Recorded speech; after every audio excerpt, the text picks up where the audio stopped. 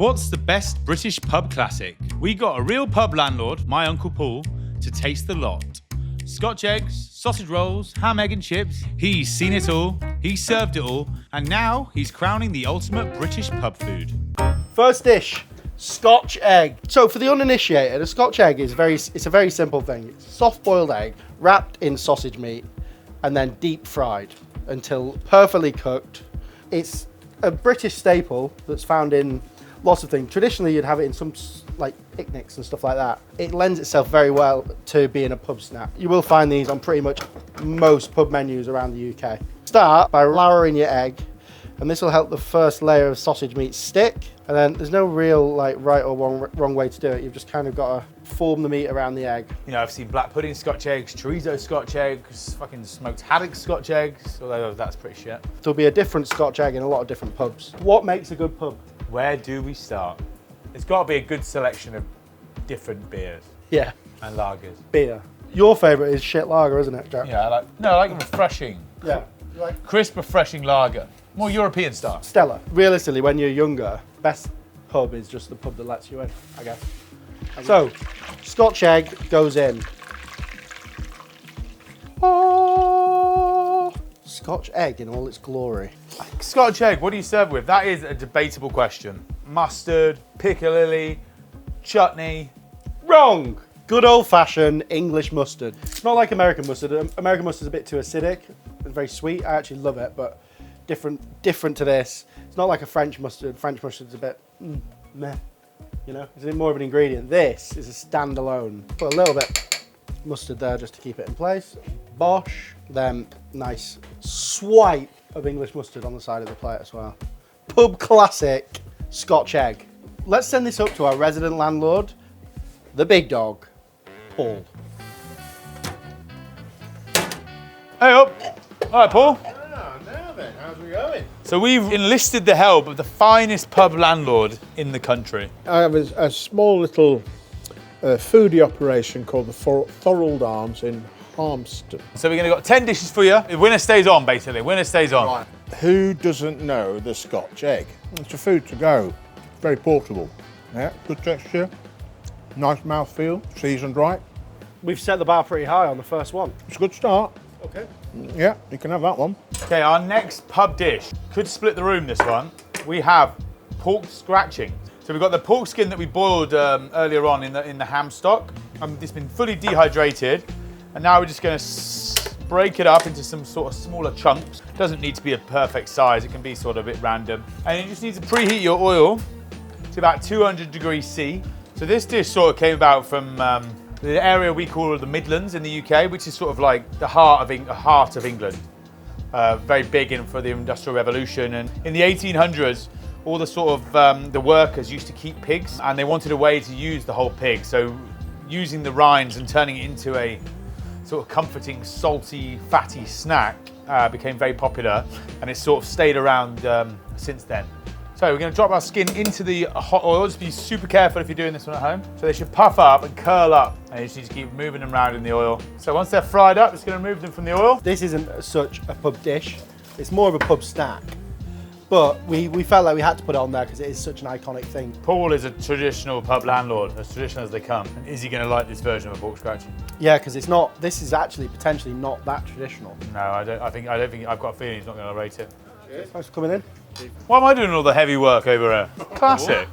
Pork scratching. Ah, now they look very plump and very non-commercial, shall I say. Well, they don't look traditional. Normally those bags you get, those dodgy bags you get. I like the dodgy bags. No, the dodgy bags are great because they're nice and salty and gets your punches drinking. Yes. Right, let's have a go. They are super. Yeah? No, I'm very impressed with that. What are we thinking? Are we going to stick with the Scotch egg, or are we going to twist to the pork scratch? I think that pushes the Scotch egg to one side. Next up, Ploughman's. This is not my favourite at all. I'm actually not a big fan of it in the slightest. We're going to start with ham, which has just been honey roasted. But to be honest, it can be quite versatile. This could be beef, but normally some cold cut of meat with cheese and bread is basically what a Ploughman's is. But the history of a Ploughman's is pretty interesting. It's not whereas we would think that it's probably one of the oldest ones that we'll be doing today. It's actually just a marketing campaign after the war. So they were trying to get people to eat more cheese, the British cheese board. So they actually came up with this dish as a marketing means. So the plough was obviously invented much, much earlier, but we only actually started eating the Ploughmans after the Second World War. There's nothing wrong with the Ploughmans, but it's just not my specific cup of tea. Do you like it? Yeah, it's delicious. It's just a classic version of modern day, what do you want to call it, picky bits or... Picky bits. Effectively. British antipasti, potentially. I think that's the thing is it gives people the choice, you know. Some people might like just eat on the cheese and then have ham sandwich, or people would mix it all together and have a bit of everything. It just adds a bit of versatility. Good for sharing. Not that exciting, but sometimes it's what you want. Little crumble of blue cheese, something like a Stilton, so like a nice hard blue. An apple chutney which we've made. So just boiled down apples with vinegar, sugar, and this is just going to add a really nice acidity. It's got some mustard seeds in there as well. Traditionally as well, you'd have a couple of pickled onions on there, some Branston pickle. Sometimes there might be a bit of pork pie on there. Most, more sort of modern pubs would have sausage roll, a bit of homemade ham, a selection of the best cheeses they can find. Whereas you might go somewhere a bit more rural, and it might just be the basics. It might just be cheddar, bought-in ham, Branston pickle, bread, and that's sort of the beauty of it. I think Uncle Paul will love this. This is a bit of contentious for me and Jack. I'm not a massive fan, but this is the traditional Ploughman's. Montgomery cheddar, blue cheese, honey glazed ham, pickled onions, some tomatoes, a little homemade apple chutney, and some Branston pickle. It's a lunchtime thing. It's probably more of a summertime thing. I mean, you're not going to go wrong with Montgomery cheddar. Yeah, tomatoes. Tomatoes are tomato, but we've got them in season, even better. Branston pickle, what are you thinking? I love Branston pickle. That looks groovy. Let's have a look. Picking a bit of spice in. A few mustard seeds in there, a bit of coriander. Coriander's nice. A bit of heat. I'm going to keep the scratchings. Oh, keep the scratchings as a pub classic. Yeah, I know. Unlucky Ploughman. I know. I'm sure there's plenty of pub classics, but tell you what, that's top of the pops for me, that one. all right. Our next pub classic is going to be ham, egg, and chips. So here's our ham joint, which we've sort of steamed and boiled, and we've just covered it in our lovely apple and mustard glaze. And that's now cold, and we're just going to, before we slice it and heat it through. Yeah, so these are just pub chips, so they're going to be instead of being like triple cooked chips like you get in, sort of more modern day sort of gastro pubs, these pub chips are just blanched twice. They're going to go into oil about 160, 170 degrees. The dishes that we're creating here are classic British pub classics that you can find in your local pub, whereas a gastro pub is sort of like a newer trend, which is they're more food-led rather than traditionally drink-led. This dish, ham, egg and chips, is pretty much on every pub menu across the country. It's all my brother used to eat when we were growing up. It's literally the only thing he would ever eat. I mean, it does work. It's delicious. It's even a nice dish to have at home, to be honest with you. And there's not much more classic combos than potato and egg. I mean, they do it in every cuisine around the world. They're delicious, and I think it was a very classic. It was something that was readily available in the wartime. And then obviously once we came out of the wartime and meat was more readily available, the addition of sort of ham and gammon and steaks and stuff like that was added to the combination. British pub food is, you're not necessarily having it just for the best flavour combination. No. You're having it for sustenance. Yeah. You're having it because you've had a few pints, you need some filling up. One controversial ingredient, some pubs do it, some don't. We have some beautiful tinned pineapple. So ham's just going to go in, we're just going to sear it nicely on both sides. Doesn't need to be like fully sort of cooked all the way through. And char off our pineapple at the same time. It just seems retro, but... Question is, what condiment are we serving with this one? I think there's only really one thing you can have with chips. Tomato ketchup.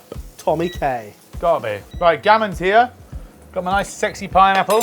Yeah, so obviously when you do triple cooked chips, you get rid of layers of the starch. But this way, they take a lot longer just cooking directly in oil. And they always look a little bit darker. All right, added a bit of fine salt to these chips. And that's where we have it. So the potatoes have a little bit more sugar content in than your sort of normal triple cooked chips or fries.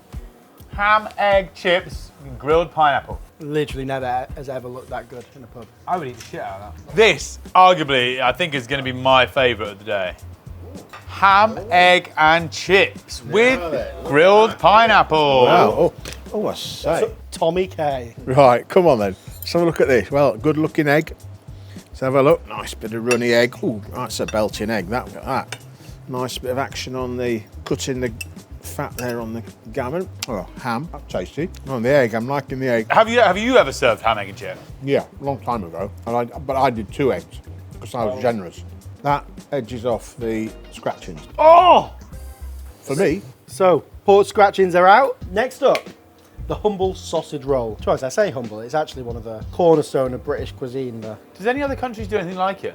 I'm not sure, I think it's pretty specific to us. First glance, I would say it's synonymous with the British pub. However, I do feel like it's becoming less and less of a pub dish. Controversial opinion. My favourite sausage roll? Greg's. Greg's actually sell 140 million sausage rolls a year.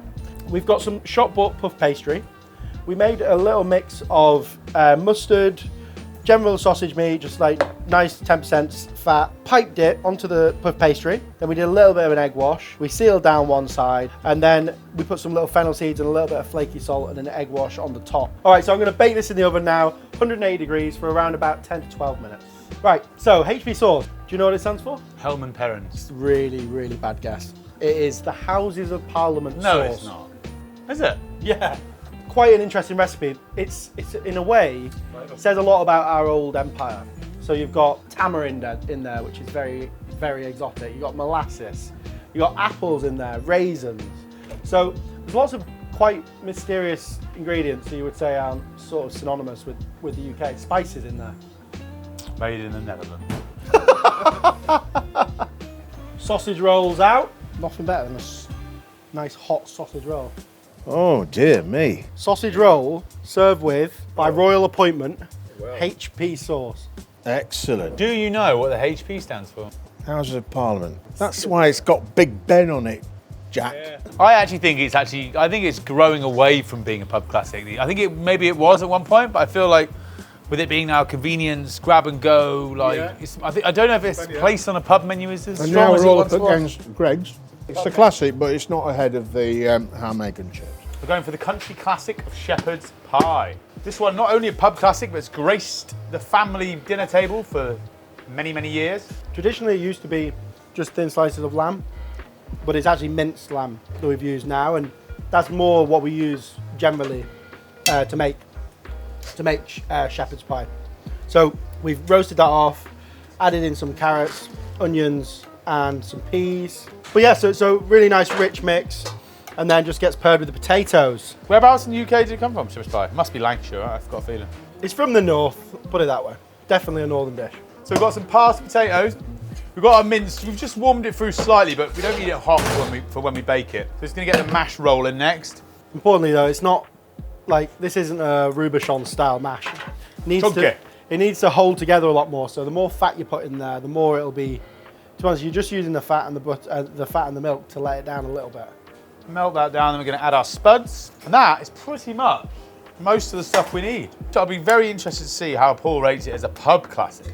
Cool, so we made our mash now. So next we're just gonna whack it on top of our pie. So shepherd's pie, mash on top, we've got mince underneath, really simple presentation. Gonna roast that in the oven, just lightly brown the potato, and that'll be ready in about 15 to 25 minutes. So just had our shepherd's pie come out the oven. So look in, all this, got the lovely sauce bubbling around the outside. That looks stupendous, chef. That is gonna take some beating. Looks good, man. Right. Right then.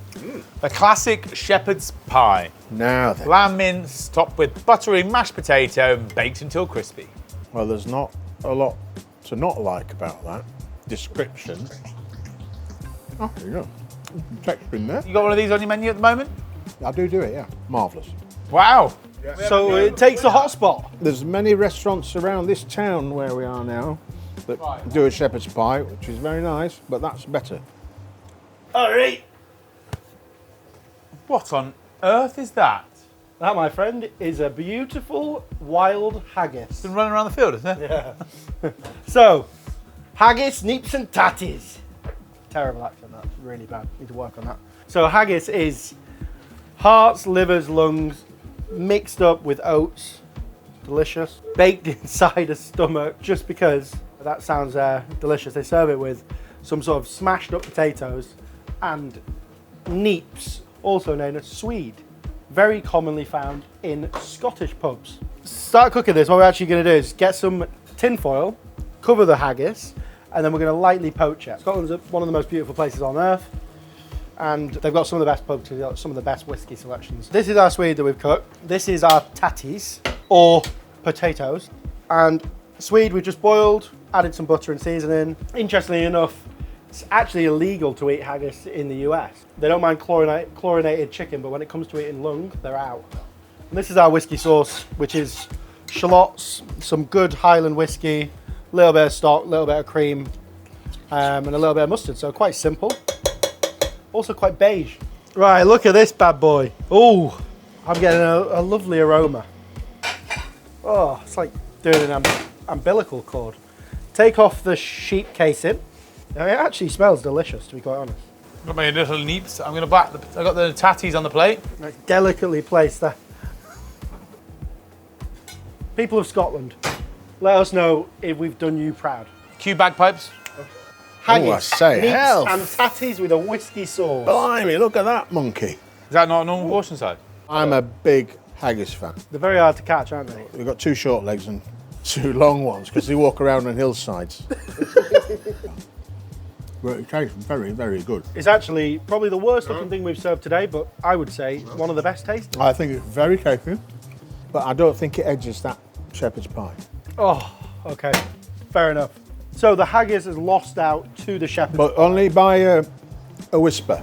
by A whiskey's breath. By a By a whisker. whisper. By a whisker. Yeah. Bangers and mash. This has got a place in every pub across this green and pleasant land. In the First World War, meat was rationed. So, to be quite honest, cheeky little butchers would put more moisture, grains into their sausages to try and make the meat go further. Because of the extra water content, the sausages, interestingly enough, my butcher's back home had a gas leak and exploded. And I can confirm the sausages did go with a bang. What do you think, Chef? Your favourite? Yeah, I think it is a classic. It's one of those ones you don't normally think about. Then when you have it, you're like, oh, it's really nice, that. Like, I would never order a bangers and mash. I really would. Definitely not elegant, but this does exactly what you need it to do. It's all about the quality of the sausage, I think. Okay, so once you've got a nice colour on the sausages, whack them onto a tray, and they can finish in the oven. Okay, so we're going to add our onions in, and we're going to get a nice caramelisation and a colour on them. Add in a little knob of butter. Our onions are nicely caramelised. Put in a little bit of flour, just so the sauce will have a little bit of thickness and consistency. And then I like to go in with the good stuff, Liam Perrins. So good splash of that. And then go in there with a nice big bit of beef stock. And then we'll finish with some beautiful whole grain mustard. What we want is this really beautiful, silky, caramelized sauce. Not too thick, because it's going to glaze all those sausages in the mash. I think this could take it. So simple, but, excuse the pun, banging. Look at that. Sausage and mash. One of Britain's most famous classics. On many a menu still today. Hey. Here we have Wow. bangers and mash. Look at that. Onion gravy. Oh, it looks good. Blimey.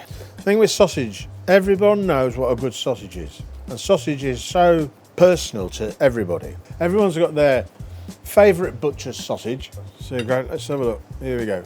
Going in. That juice strong. Good.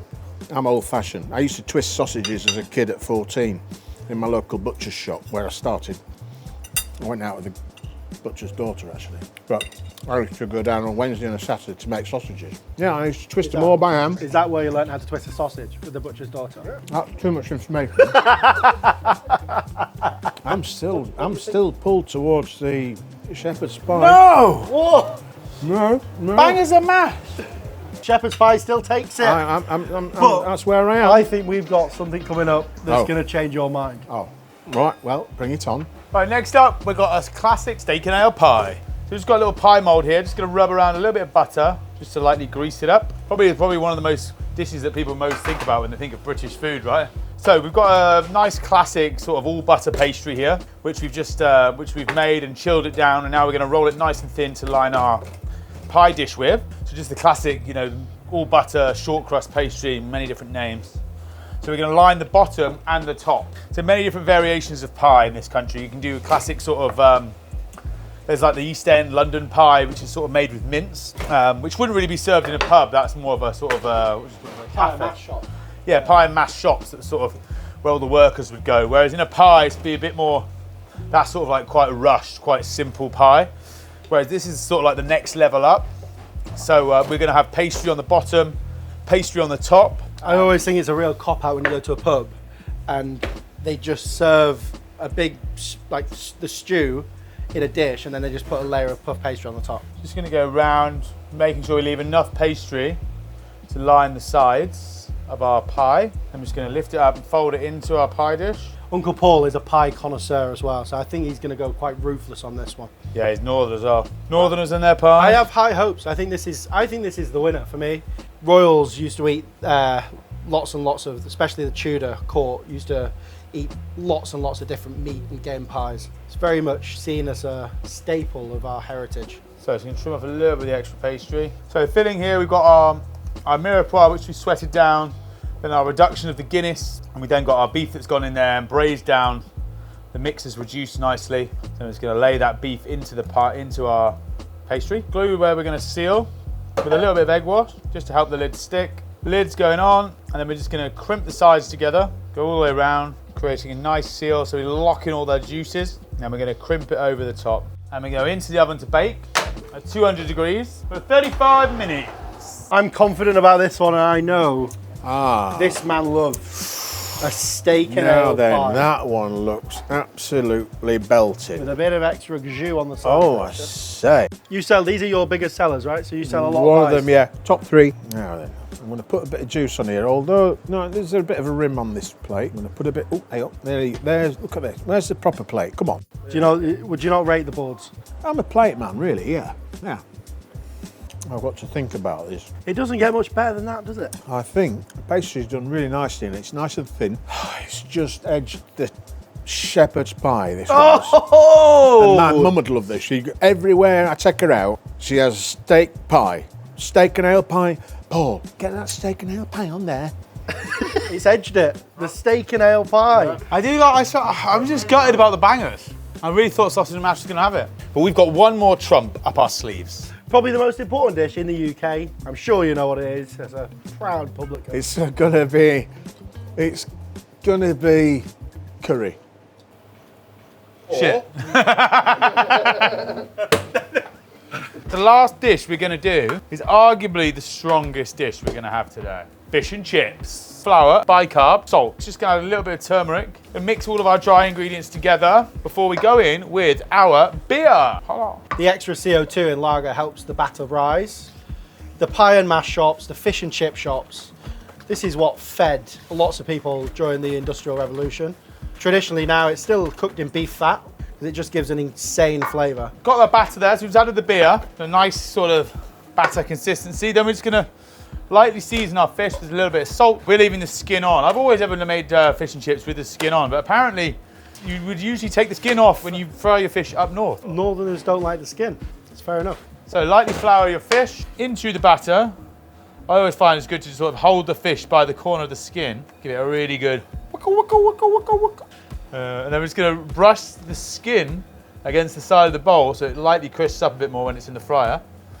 Hold the fish in the above. A little bit of a crispy topping on the top. We call this sort of scrap. So fish is in, probably going to take around, I reckon, 3 or 4 minutes to cook. I'm going to now remove it from the fryer. Okay, chips go in. Okay, chips are colouring up nicely, probably about another minute or so. Lovely, chips coming out, and drain them on some paper. So, no fish and chips would be complete without malt vinegar, classic staple. A lot of people either love it or hate it, and also tartar sauce. There we have it, fish, chips, tartar sauce. Oh, Oh dear. Can this my British classic goodness. top the battle of the pies and Oh. pip it to the line? Beer battered cod with chips, tartar sauce, Oh. and last but not least, Oh. Sarson's malt Oh, vinegar. there we go. Let's have a go at this, gentlemen. What are your first impressions? What do you think? Very large portion, gentlemen. I wouldn't expect anything less. Oh, chips, there you go. Got a bit of beef fat in Nice, there. nice seasoning. Obviously done in dripping. Oh, a bit of scraps and scrumps or whatever you call them in the country here and there. Let's have a look. Oh gosh, look at that. Is this fish wild? It was. It was, and then I caught it. It went nuts. Oh, I say, no. Now then, that's a super batter. That fish looks very flaky and It delicious. is. Well, gentlemen, thank you very much for inviting me. I've thoroughly enjoyed it.